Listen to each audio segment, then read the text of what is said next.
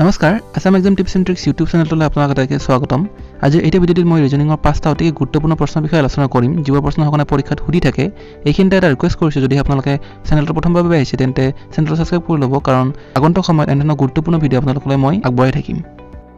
আজি আমাৰ প্ৰথমটি কুৱেশ্যন হৈছে find the wrong number in the সিৰিজ, অৰ্থাৎ এইকেইটা নম্বৰ সিৰিজৰ যোনটো ভুল নম্বৰ আছে এইটো আমি বিচাৰি উলিয়াব লাগে। এনেধৰণৰ কুৱেশ্যন সমাধান কৰোঁতে প্ৰথমতে আমি নম্বৰবোৰ ভালদৰে লক্ষ্য কৰিম আৰু তাত থকা নম্বৰৰ ডিফাৰেঞ্চবিলাক চাম। অৰ্থাৎ 2 - 1 কৰিলে আমাৰ হৈ আছে 1, 6 - 2 কৰিলে আমাৰ হৈ আছে 4, 15 - 6 কৰিলে আমাৰ উত্তৰটো হৈ আছে 9, 31 - 15 কৰিলে আমাৰ হৈ আছে 16, 56 - 31 কৰিলে আমাৰ উত্তৰটো ওলাই আছে 25 আৰু 91 - 56 কৰিলে আমাৰ উত্তৰটো ওলাই আছে 35। আমি যদি এইকেইটা নম্বৰৰ ডিফাৰেঞ্চ কেইটাৰ যদি আমি ভালদৰে যদি লক্ষ্য কৰোঁ তেতিয়া আমি গম পাম আমাৰ সিকুৱেন্সটো হৈছে 1 স্কোয়াৰ, 2 স্কোয়াৰ, 3 স্কোয়াৰ, 4 স্কোয়াৰ এনেকৈ ধৰণৰ। কাৰণ 1 স্কোয়াৰ মানে 1, 2 স্কোয়াৰ মানে 4, 3 স্কোয়াৰ মানে আমাৰ 9 আৰু 4 স্কোয়াৰ মানে আমাৰ হয় 16, গতিকে 5 স্কোয়াৰ মানে হৈ আছে আমাৰ 25 আৰু 6 স্কোয়াৰ যদি হয় তেতিয়াহ'লে আমাৰ 36 হ'ব লাগিছিলে, কিন্তু আমাৰ উত্তৰটি 36 আমি পোৱা নাই। অৰ্থাৎ আমি পাইছোঁ 35, অৰ্থাৎ এই যোনটো আমাৰ 91 নম্বৰ হৈ আছে এই 91টো আমাৰ ভুল হ'ব লাগিব। অৰ্থাৎ আমাৰ এইটো সিৰিজৰ আমাৰ 91 উত্তৰটি ভুল, অৰ্থাৎ আমাৰ 91 থাকিব নালাগিছিলে। আমাৰ নেক্সট কুৱেশ্যনটি হৈছে find the wrong number in the সিৰিজ, অৰ্থাৎ 3, 8, 15, 24, 34, 48 আৰু 63ৰ মাজত থকা আমাৰ ভুল সংখ্যাটি বিচাৰি উলিয়াব লাগে। এনেধৰণৰ কুৱেশ্যন যেতিয়া আমি সমাধান কৰিম তেতিয়া আমি নম্বৰকেইটা ভালদৰে লক্ষ্য কৰিব লাগিব। ইয়াতে আমি নম্বৰকেইটা যদি সিকুৱেন্সটো চাওঁ তেতিয়া আমি পাই আছোঁ 8 আৰু 3ৰ মাজৰ ডিফাৰেঞ্চ, অৰ্থাৎ 8 - 3 কৰিলে আমি পাওঁ 5, 15 - 8 কৰিলে আমি পাওঁ 7, 24 - 15 কৰিলে আমি পাওঁ 9। অৰ্থাৎ আমি এইকেইটা সংখ্যা যদি ভালদৰে লক্ষ্য কৰোঁ তেতিয়া আমি 2কে বঢ়াই গৈ থাকিলে আমাৰ অন্তৰকেইটা ওলাই থাকে। অৰ্থাৎ 5 + 2 কৰিলে 7 পাওঁ, 7 + 2 কৰিলে আমি 9 পাওঁ, এতিয়া 9 + 2 কৰিলে আমি 11 পাওঁ। অৰ্থাৎ এনেকৈ গৈ থাকিব, মানে এই সংখ্যাকেইটাৰ ব্যৱধান এইখিনি ক্ৰমত থাকিব লাগে। এতিয়া আমি ভালদৰে চাম 3 আৰু 8 মানে 3 আৰু 8ৰ মাজৰ ডিফাৰেঞ্চটো হৈ আছে 5, অৰ্থাৎ আমি যদি 5 + 3 কৰোঁ তেতিয়া আমি পাই আছোঁ 8,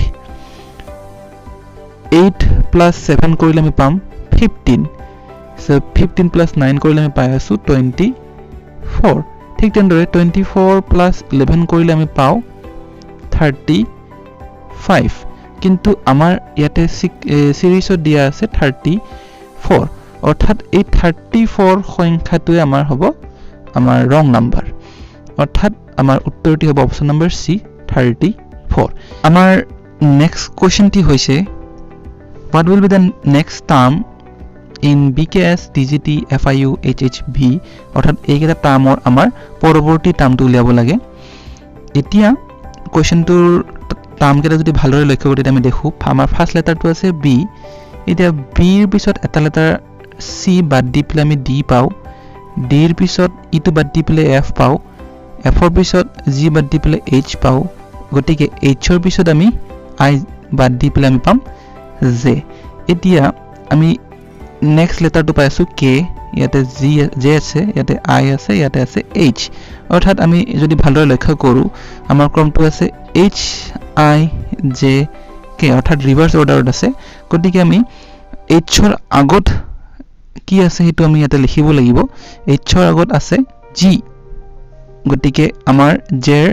পিছৰটো লেটাৰ হ'ব জি। এতিয়া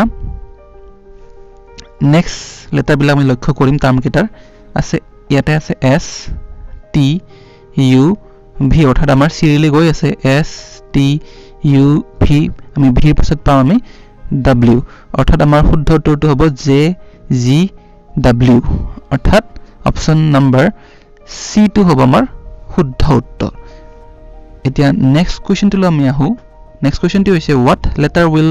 ফিল দ্য ব্লেংক, অৰ্থাৎ এইকেইটা ব্লেংকত কি লেটাৰ আমি পূৰ কৰিব লাগিব। আমাৰ যদি ক্ৰমকেইটা ভালদৰে লক্ষ্য কৰোঁ আছে Z x V T R. এতিয়া যদি আমি ভালদৰে লক্ষ্য কৰোঁ আমাৰ লেটাৰবিলাক হ'ল R T V x Z, এইকেইটা আমি যদি ক্ৰমকেইটা চাওঁ আমি এইটো যদি আমি ৰিভাৰ্সত চাওঁ অৰ্থাৎ r ৰ পিছত আমাৰ আছে s তাৰ পিছত আছে t তাৰ পিছত আছে u তাৰপিছত আছে v তাৰ পিছত w তাৰ পিছত আছে x তাৰপিছত আছে y তাৰ পিছত z মানে এটা সংখ্যা বাদ দি আমাৰ ৰিভাৰ্স অৰ্ডাৰত আছে এইকেইটা গতিকে আমি r ৰ আগৰ আমি লেটাৰটো চাওঁ r ৰ আগৰ লেটাৰটো আছে আমাৰ q গতিকে q টো বাদ দিব লাগিব তাৰ আগত পাম আমি p আৰু p আগৰ লেটাৰটো আছে o টো আমি বাদ দিব লাগিব তাৰ আগত আছে n অৰ্থাৎ আমি যদি ক্ৰমটো চাওঁ আমাৰ হ'ব n p r t v x z অৰ্থাৎ আমাৰ অপচন কাৰেক্ট অপচনটি হ'ব option number b p n আমাৰ আজি শেষৰ প্ৰশ্নটি হৈছে what comes next in the series 1a2 3c4 7g8 অৰ্থাৎ এইটো সিৰিজৰ আমাৰ শেষৰ পদটি আমাক ওলাব লাগে এতিয়া আমি যদি পদকেইটা ভালদৰে লক্ষ্য কৰো প্ৰথম পদটো হ'ল আমাৰ 1a2 এৰ আমাৰ নম্বৰ কেইটা হৈছে 1 আৰু 2 দুটাক যদি আমি প্লাস কৰো 1 + 2 যেতিয়া কৰো আমি পাও 3 অৰ্থাৎ আমি এটো পাইছো এতিয়া a b c আমাৰ c হৈছে থাৰ্ড যোনটো লেটাৰ গতিকে ইয়াৰ কাৰণে আমি 3 লিখি পেলে c লিখিছো এতিয়া আমি ফাৰ্স্ট যোনটো টাৰ্ম আছিল তাতে আমাৰ শেষৰ যোনটো লেটাৰ নাম্বাৰ আছে হেতু আছে 2 2 আমি যদি 2 টাইমছ কৰো অৰ্থাৎ দুগুণ কৰো তেতিয়া আমি পাম 4 অৰ্থাৎ আমি দ্বিতীয় পদটি পাই আছো এতিয়া আমি দ্বিতীয় পদৰ পৰা আমি তৃতীয় পদত হে একে মেথড ব্যৱহাৰ কৰি পেলাই উলাব চেষ্টা কৰিম আমাৰ দ্বিতীয় পদটো হ'ল 3c4 তাত থকা নাম্বাৰ কেইটা হৈছে 3 আৰু 4 যেতিয়া প্লাস কৰিম তেতিয়া আমি পাম 7 আৰু a b c d e f g এইকেইটা যদি আমি লেটাৰ যদি ভালদৰে লক্ষ্য কৰো তেতিয়া আমি g পাম 7 নম্বৰ অৰ্থাৎ হেয়ভাৱে আমাৰ 7 ৰ পিছতে আমি g বুলি লিখিম এতিয়া 4 ৰ যদি আমি